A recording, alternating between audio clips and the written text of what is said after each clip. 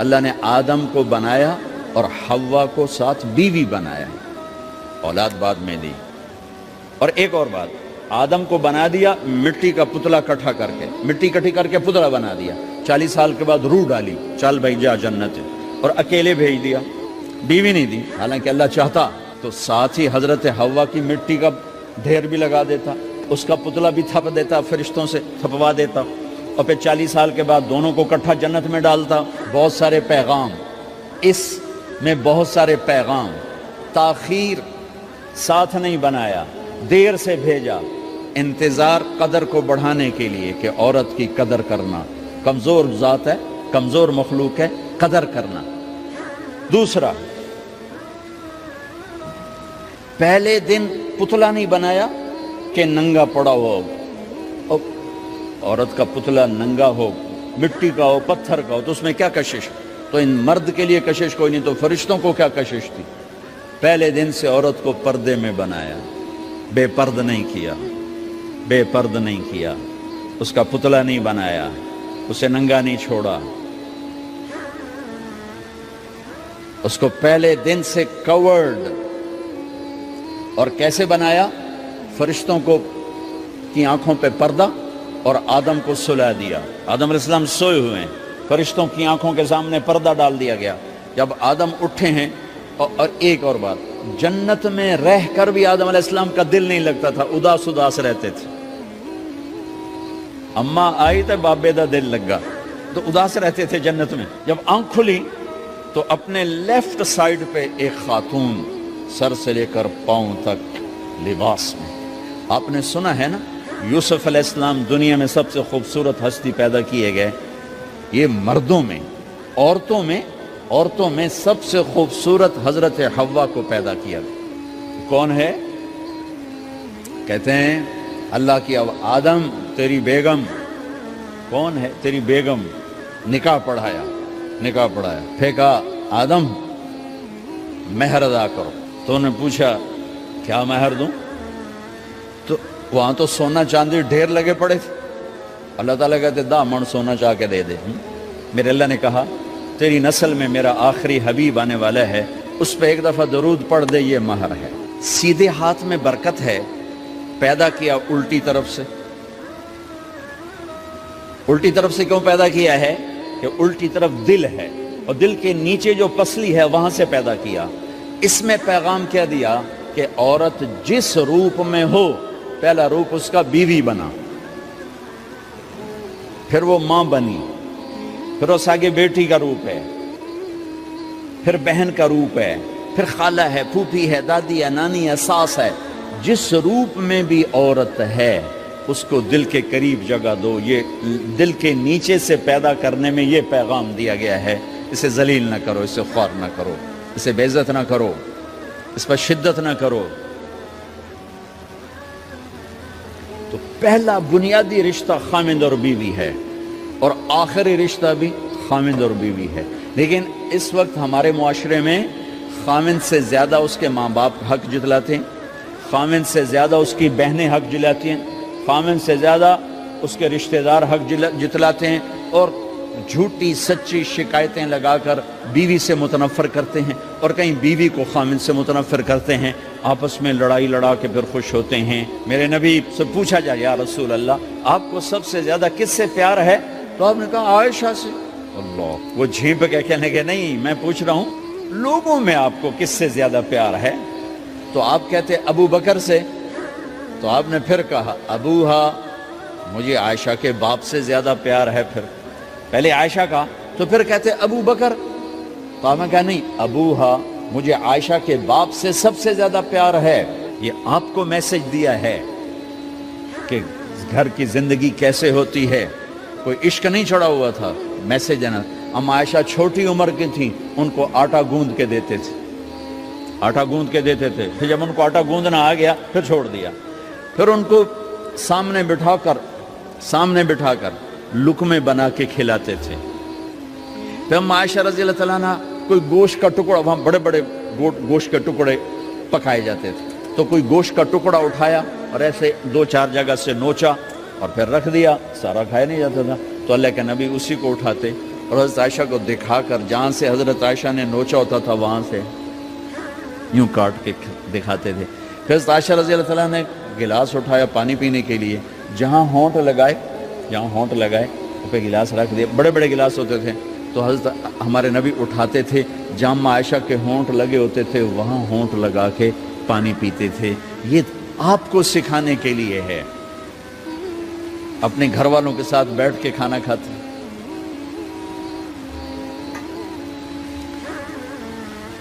یہ میرے نبی کی معاشرت ہے, یہ میرے نبی کی زندگی. گھر میں جھاڑو دیتے, اپنے کپڑے خود دھوتے, کوئی چیزیں بکھری پڑی ہوتی تو بیوی کو نہیں ڈانٹتے, خود اٹھ کے سیٹ کر کے رکھ دیتے.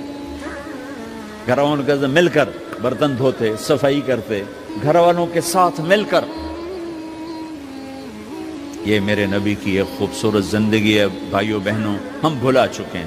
بیوی کے لیے خامند کو سب سے بڑا حقدار. بعض لڑکیاں ایسی نادانی کرتی ہیں کہ شادی کے بعد بھی اپنے ماں باپ کی آنکھ کو دیکھ کے چلتی ہیں. شادی کے بعد سب سے بڑا حق خامند کا ہے. شادی کے بعد سب سے بڑا حق خامند کا ہے. ماں باپ پیچھے چلے جاتے ہیں, بہن بھائی پیچھے چلے جاتے ہیں.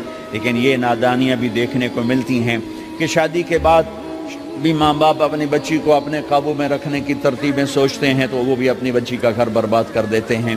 میرے نبی سے پوچھا گیا, یا رسول اللہ عورت پر سب سے زیادہ کس کا حق ہے؟ تو آپ نے فرمایا اس کے خامند. ایک خاتون ہے, یا رسول اللہ میری شادی ہو رہی ہے تو میرے اوپر میرے خامند کا کیا حق ہے؟ تو آپ نے ارشاد فرمایا, تیرے خامند کے جسم پر زخم ہو, زخموں میں پیپ پڑ جائے اور تو اپنی زبان سے چاٹ کے زخم صاف کرے تو تو نے اپنے خامند کا حق ادا نہیں کیا. خامند کو سمجھایا کہ سب سے بہترین مسلمان وہ ہے جو بیوی سے اچھا سلوک کرتا ہے, اور میرا سب سے اچھا سلوک ہے اپنی بیویوں کے ساتھ. یعنی قاب قوسین او ادنا آپ کا مقام ہے. اللہ پاک کا دیدار اپنی آنکھوں سے کیا ہوا ہے, اور آپ ہمیں معاشرت سکھا رہے ہیں کہ ایک جہاد کے سفر سے واپس آ رہے ہیں, اما عائشہ ساتھ ہیں, تو آپ نے صحابہ سے کہا بھئی آگے چلے جاؤ. تو سارے آگے چلے گئے. جب سارے نظروں سے غائب ہو گئے تو آپ نے کہا, عائشہ دوڑ لگاؤ گی میرے ساتھ؟ عائشہ نے نہیں کہا, میرے نبی نے کہا دوڑ لگاؤ گی. آج کل کا کوئی علامہ بھی یہ نہیں کرے گا. عائشہ دوڑ لگاؤ گی میرے ساتھ؟ کہا جی لگاؤں گی. تو دوڑ لگائی. تو عائشہ فرماتی ہے میں آگے نکل گئی, اللہ کے نبی پیچھے رہ گئے. چاہے آپ جان بوجھ کے آستہ ہوئے ہوں ان کی دل جوئی کے لیے. کچھ سال گزر گئے, پھر جہاد کے سفر سے واپسی ہو رہی ہے تو آپ نے صحابہ سے کہا بھائی آگے چلے جاؤ. تو سارے آگے چلے گئے, غائب ہو گئے. عائشہ دوڑ لگائیں؟ کہا جی لگائیں. تو فرمایا کہ ان دنوں میں ذرا موٹی ہو گئی تھی, جب دوڑ لگائی تو اللہ کے نبی آگے نکل گئے. تو پھر آپ نے کہا عائشہ ہذہ بتلک, عائشہ اب تیرا میرا حساب برابر ہو گیا. اس دفعہ تو آگے نکل گئی, آج میں آگے نکل گیا. یہ میرے نبی کی معاشرت ہے کہ بھری محفل میں کہہ رہے ہیں مجھے عائشہ سے سب سے زیادہ پیار ہے. اور عرب میں عیب تھا, جیسے ہمارے ہاں بھی عیب ہے کہ کوئی بھری محفل میں کہ مجھے بیوی سے سب سے زیادہ پیار. کہ تیری ماں کتنے گئی؟ بھائی ماں کا اور خانہ ہے, بیوی کا اور خانہ ہے. ماں کی اور جگہ ہے, بیوی کی اور جگہ ہے. تو میں آپ سب سے کہتا ہوں ماں باپ کی وجہ سے بیویوں پہ زیادتی نہ کرو, بیوی کی وجہ سے ماں باپ پہ زیادتی نہ کرو. بڑے ہو تو بڑے بنو. ہمارے نبی تو آپ سسر بھی ہیں نا, آپ نے 4 بیٹیوں کی شادیاں, 2 تو ایک ہی کو دے دی, عثمان کو, رقیہ اور ام کلثوم رضی اللہ تعالیٰ عنہما حضرت عثمان کے نکاح میں, ابو العاص رضی اللہ تعالیٰ عنہ کو زینب, اور سب سے پیاری محبوب بیٹی حضرت علی رضی اللہ تعالیٰ عنہ. باقی 3 نکاح بڑے سادہ کیے. حضرت فاطمہ کا نکاح بڑے دھوم دھام سے کیا. ان کا رشتہ لے کر صدیق آئے, یا رسول اللہ میں خواہش مند ہوں, آپ چپ رہے. پھر حضرت عمر بعد میں گیا, یا رسول اللہ میں خواہش مند ہوں, آپ چپ رہے. تو عبد الرحمن بن عوف رضی اللہ تعالیٰ نے حضرت علی سے کہا علی تو جا, تجھے دے دیں گے. وہ کہنے کہ میں تو بہت غریب ہوں, مجھے کہاں دیں گے. حضرت علی کا ذاتی گھر بھی نہیں تھا, کسی سے ایک کوٹھا مانگ کے اس میں رہ رہے تھے مدینہ میں. کہا نہیں تو جا جا. تو یہ مسجد میں پہنچے, اللہ کے نبی کو دیکھا تو ایسا روب طاری ہوا کہ بولے ہی کچھ نہیں. اللہ کے نبی کو تو پتہ ہے کہ کیا ہے اور کس لیے ہے. تو آپ نے کہا علی کیسے آئے؟ چپ. کہا لگتا ہے فاطمہ کے رشتے کے لیے آئے ہو. جی ہاں. تو آپ نے کہا انشاءاللہ. اتنا کہا انشاءاللہ اور چپ ہو گئے. تو حضرت علی چپ کر کے اٹھ کے باہر آ گئے. صحابہ باہر کھڑے ہوئے تھے. تو کہنے لگے یار دیکھا نا, میں تمہیں پہلے ہی کہتا تھا مجھے نہ بھیجو, انکار ہو گیا,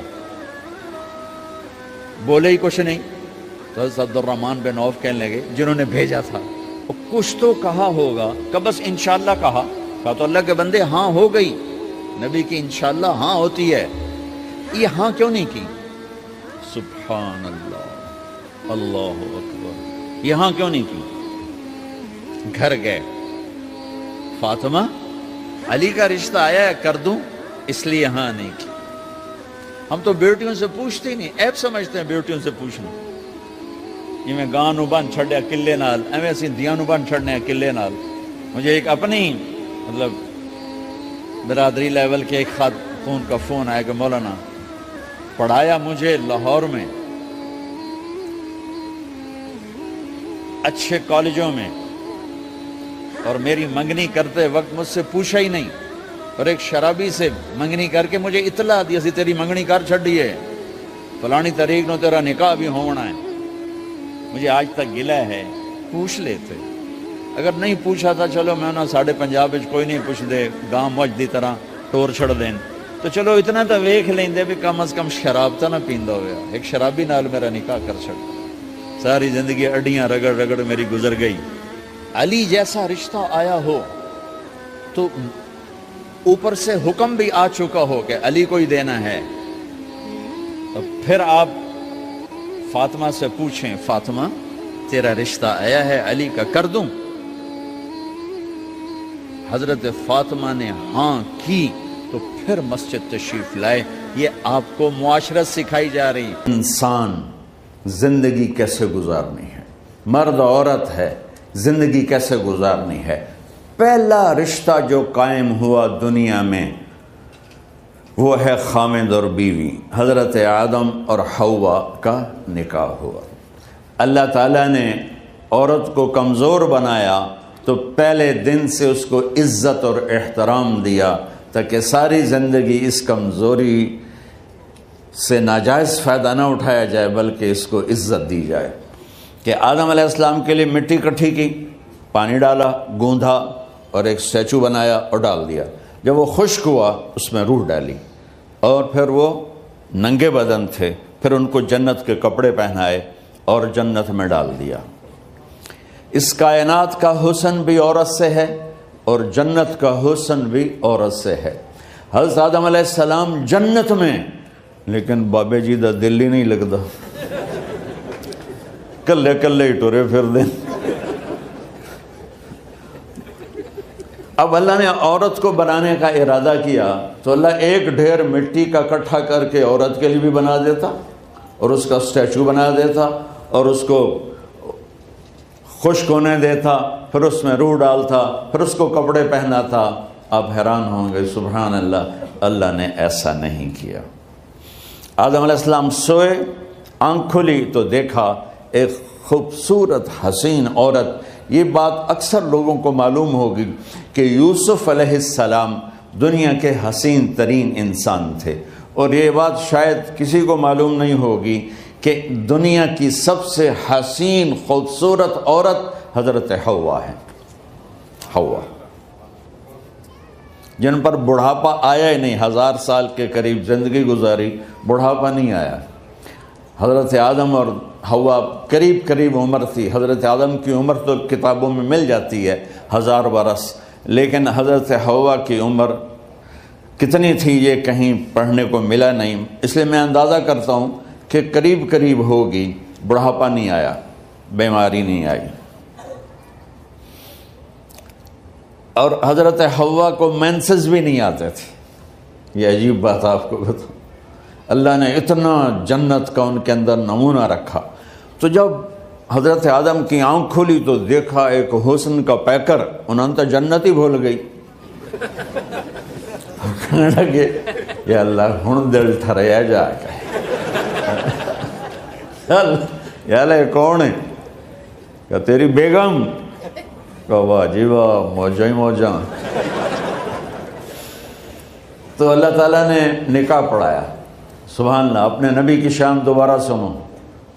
تو اللہ نے کہا آدم اپنی بیگم کا مہر ادا کرو.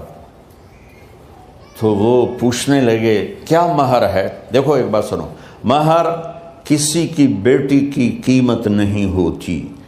$1 ہو یا $1 ٹریلین ہو، بیٹی کی کوئی قیمت نہیں ہوتی.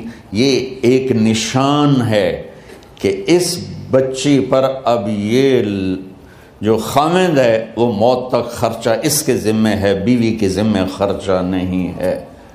خامند کما کے لائے گا اور اپنی بیگم کو کھلائے گا، اور بیوی گھر کی ذمہ داری نبھائے گی. تو خیر وہ الگ بات چلی جائے گی. اللہ تعالیٰ نے کہا کہ مہر ادا کرو. کہا جی کیا مہر ہے؟ تو میرے اللہ نے کہا تیری نسل میں میرا آخری نبی آئے گا، اس پہ ایک دفعہ درود پڑھ دے، یہ مہر ہے. اچھا، شروع دن سے ہے کہ میں نے قبول کیا. قبول کیا کا مطلب ہے کہ میں اس لڑکی کو قبول کر رہا ہوں، اس کی کمیوں کے ساتھ بھی خوبیوں کے ساتھ بھی.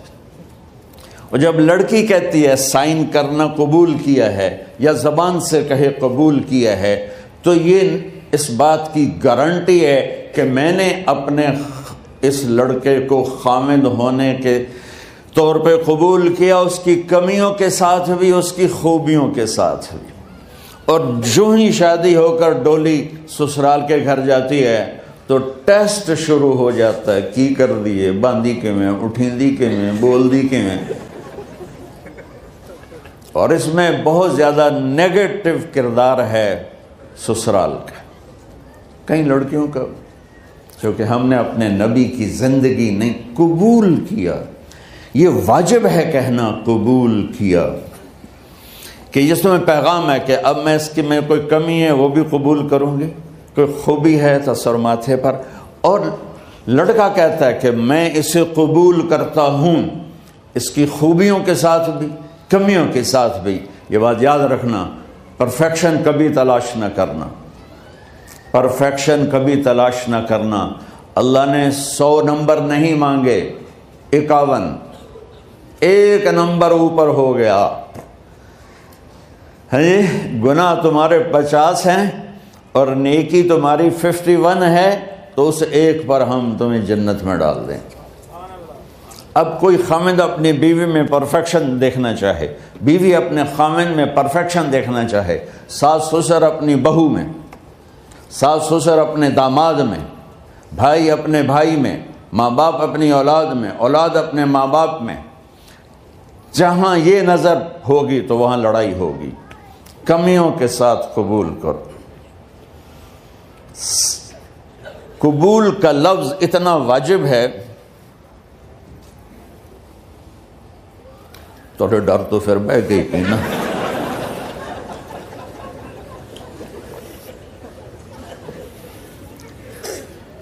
قبول کا لفظ اتنا ضروری ہے کہ اس کے بغیر نکاح ہی نہیں ہوتا. میں یہ کئی جگہ لطیفہ سنا چکا ہوں، اور واقعی قصہ بھی ہے، ایسے لطیفہ نہیں ہے. میرے دوست ہیں، ذمہ دار ہیں اچھے، تو ان کے گاؤں کا ایک بچہ چھوٹی عمر میں بسوں پہ جا کے نا وہ جاب پہ لگ گیا. تو اس کا کام ہوتا ہے بس کو صاف کرنا، ڈرائیور کو چائے پلانا، اور جہاں کہیں رش ہو تو اس کو ڈائریکشن دینا، استاد جی کٹ لو، استاد جی آن دیو، استاد جی جان دیو. تو یہ اس کا محاورہ بن جاتا ہے. اب اس کا نکاح ہوا تو مولانا صاحب نے کہا بھائی عبد الرحمن، میں فرضی نام لے رہا ہوں، نام مجھے اس کا یاد نہیں، عبد الرحمن زینب بنت اسلم نو تیرے نکاح دیتا 500 مہر تو قبول کیتا؟ تھوڑی دیر سوچ کے کہندا جی آن دیو. اس نے ساری زندگی آن دیو ہی سیکھا تھا. تو اس کے بھائی نے اس کو نہیں ماری، تو کہنے لگا جی جان دیو۔ مولانا صاحب نے کہا آن دیو جان دیو نال کم نہیں بننا، تو آگا میں قبول کیتا۔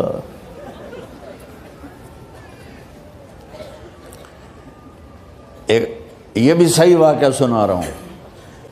ایک نوجوان نے بیوی کو 3 طلاق دے دی کٹھی، اب ہو گیا پریشان، مولانا صاحب کے پاس گیا، کوئی میرے جیسا ہوگا، مولانا صاحب 3 طلاق دے بیٹھا، کوئی مسئلہ کا حرام؟ کہا جی کوئی رستہ حرام، کوئی گنجائش حرام۔ اس نے جیب سے موٹا سا لفافہ نکالا اور مولانا کے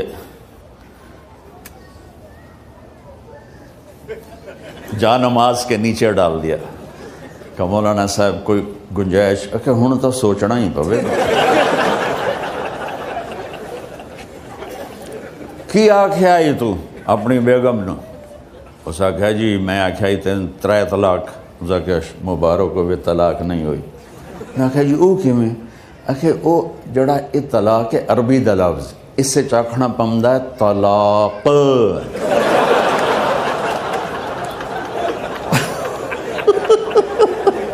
یہ آپ کو صحیح واقعہ سنا رہا ہوں۔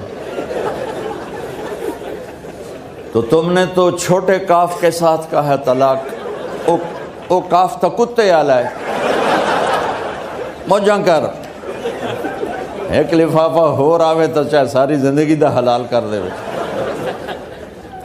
لفظ قبول اتنا ضروری ہے۔ تو میرے نبی نے 11 شادیاں کی، اللہ کی قسم شوق کی نہیں تھی۔ ما تزوجت وما زوجت الا بوحی من السماء نزل به جبریل۔ کہ لوگوں سن لو میری بات غور سے، مجھے عورت کی کوئی رغبت نہیں ہے، میں نے جہاں شادی کی، جہاں بیٹی کی شادی کی، پہلے اللہ نے آسمان سے جبریل بھیج کے حکم دیا، پھر میں نے قدم اٹھایا۔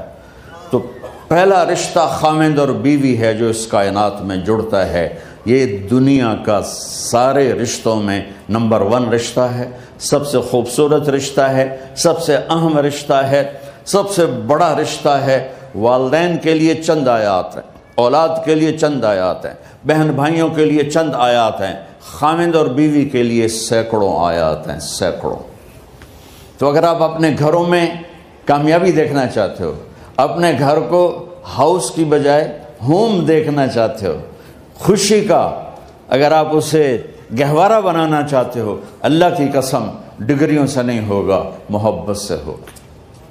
میرے نبی سے پوچھا گیا یا رسول اللہ اسلام کا سب سے مضبوط عمل، نہیں میرے نبی نے سوال کیا، بولو بھائی اسلام کا سب سے مضبوط عمل کیا ہے؟ صحابہ نے کہا نماز۔